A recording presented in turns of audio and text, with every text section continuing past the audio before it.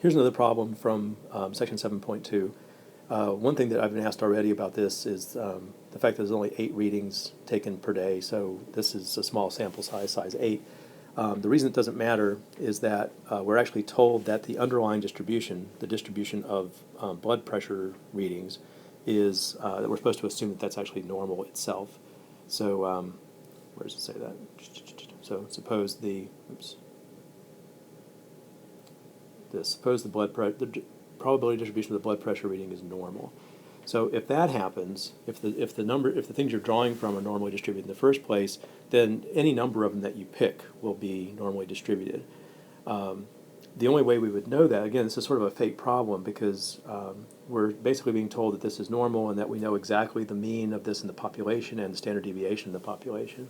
So all of these problems are fake in a lot of ways when they tell us the mu and the sigma. And that's going to be true of all the problems in section 7.2, that we have this fake information. And so we also know the probability distribution is normal in the population. So all of those things tell us that even if you had 2 readings, the X bars are going to be normally distributed. But that's a lot to know. Normally we don't know all of that. And in fact, when we do confidence intervals and hypothesis testing, the one thing we don't know is the value of the population mean, much less the standard deviation, which is more complicated, much less the distribution.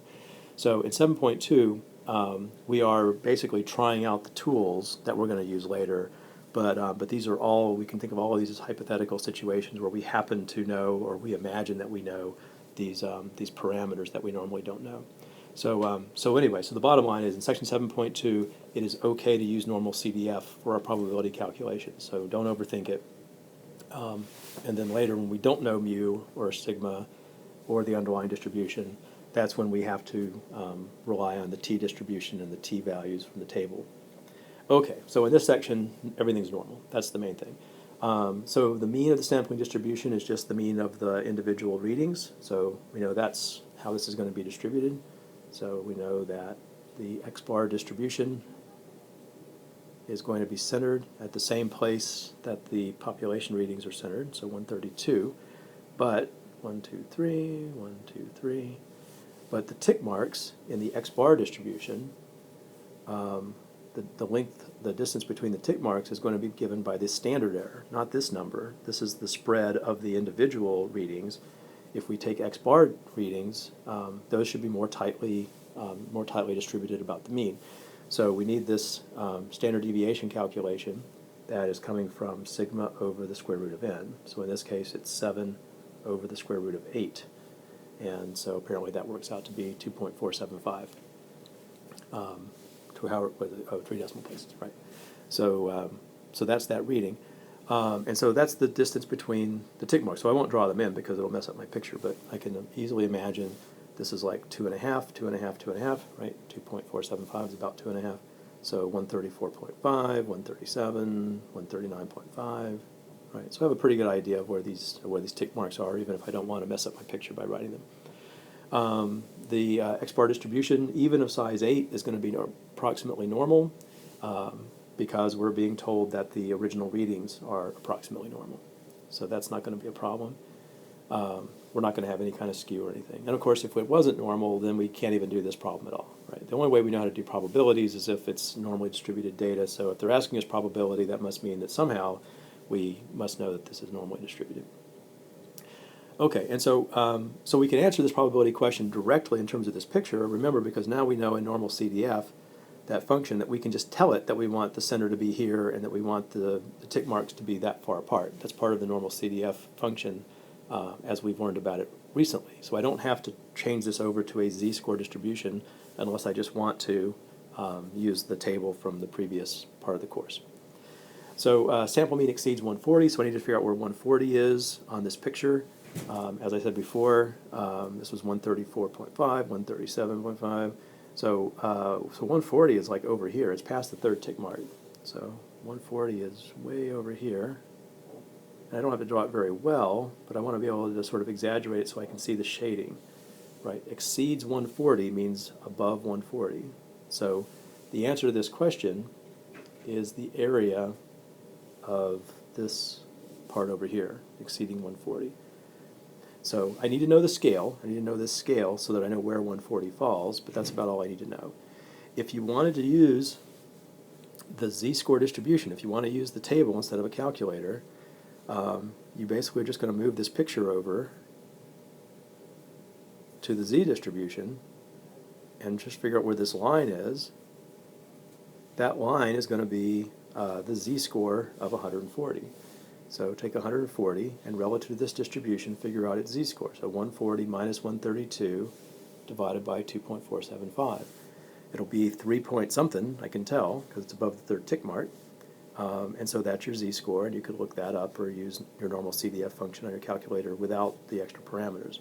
But since we learned how to do this with normal CDF, we might as well just use it. So normal CDF. And by the way, if you don't have a calculator with you, just Google, well,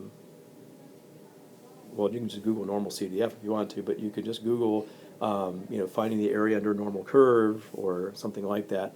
And there are lots of applets that work exactly the same way, where you specify the parameters that make up the distribution.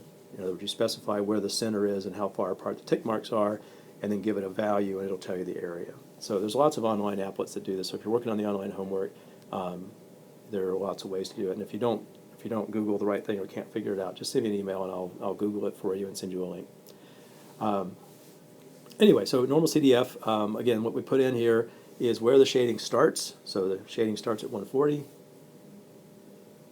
Where does the shading end? Well, it goes on forever, so I want to make sure I give a really big number because I need to go really far out to the right. And so probably 200 is far enough, right? That's way off the page. But if you're not comfortable with 200, put in 1,000, right? Just put some giant number in there. So that means go forever out to the right from there. So the shading starts there and goes all the way out to 1,000 shading.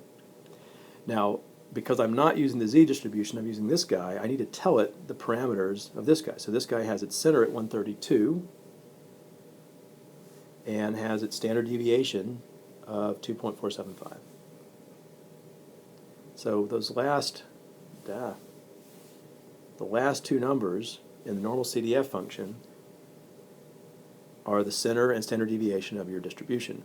That's why before, if we just leave them off, if you don't put anything there, it assumes you mean 0 and 1. 0 and 1 would describe this distribution. So if you leave it off, it assumes you mean the z distribution. If you put it on, it'll use whatever the parameters are. So that function is going to say something like 6.0, what does it say? Oh no, 6.14. And on my calculator it says 6.14 e minus 4. So it's using scientific notation to express this answer. Scientific notation, arg.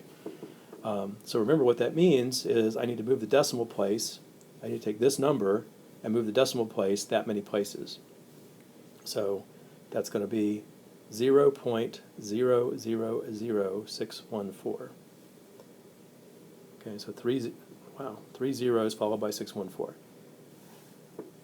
This decimal place, we make it bigger here. If you think about this decimal place, just count how many places it moved. So 1, 2, 3, 4. So it was between the 6 and the 1. If I move it 4, 1, 2, 3, 4, that's between the 6 and the 1. So the decimal place was here, and we went 1, 2, 3, 4. So that's my final answer. It's a very small probability. It looks like a very small area, so that makes sense. They want the answer to 4 decimal places, and so I'm going to write 0.0006 as my answer in the box.